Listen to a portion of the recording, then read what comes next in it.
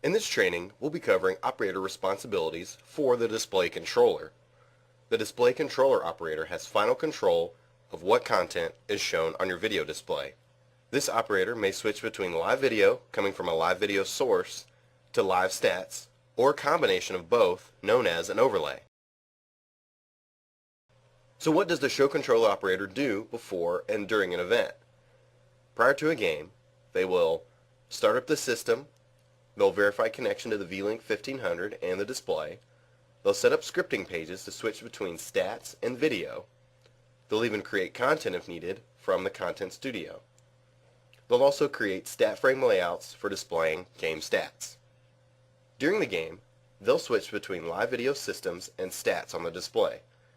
They may potentially run a Daktronics program if operators are limited. And following the game, they'll shut down all the system and even do complete system maintenance. Now we're going to talk about how the show control operator actually starts up the system and verifies the connection to the system on the display. During system startup, it is important to follow each of these steps we'll describe below in its exact order in order for all systems to communicate and function well.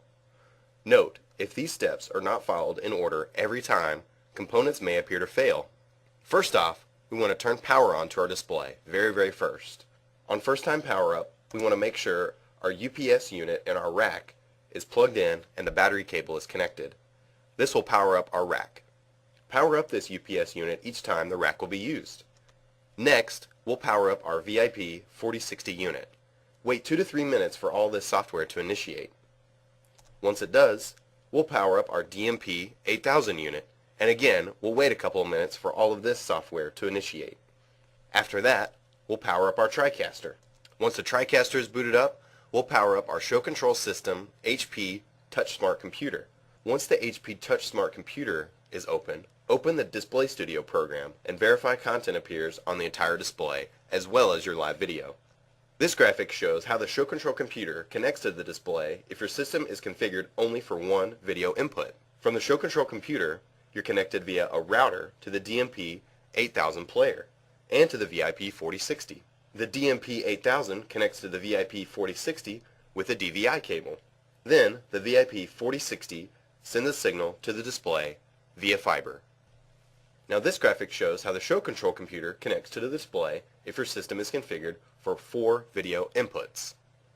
From the show control computer, you're connected via a router to the DMP 8000 player and to the VIP 4060. The DMP 8000 player is receiving a video source from the TriCaster using its DVI to HDMI cable. The DMP 8000 connects with the VIP 4060 with a DVI cable.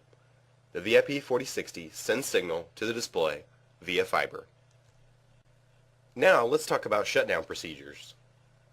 Following each of these steps in order to shut down your system and blank your display, then power it down. Close all programs on your show control system computer. Next, you'll want to close out of the TriCaster and select Shutdown. After shutting down the TriCaster, you will shut down the DMP 8000 player, and then finally shut down and power down the VIP 4060 and other related equipment. So what does the show control operator do before and during an event? Prior to a game, the operator will verify connection to the VLink 1500 and to the display. They'll set up scripting pages to switch between stats and video. They'll create content, if needed, through the content studio. They'll create stat frame layouts for displaying game stats. During the game, they'll switch between live video systems and stats on the display. This person could also potentially run Daktronics if operators are limited. Now let's take a look at how the show control operator would verify the connection to the VLink 1500 and to the display itself. This graphic shows how the show control computer connects to the display. We see from the computer an Ethernet cable is connected to a router. Another Ethernet cable connects to the VLink 1500, which then sends a signal via a fiber cable out to the display.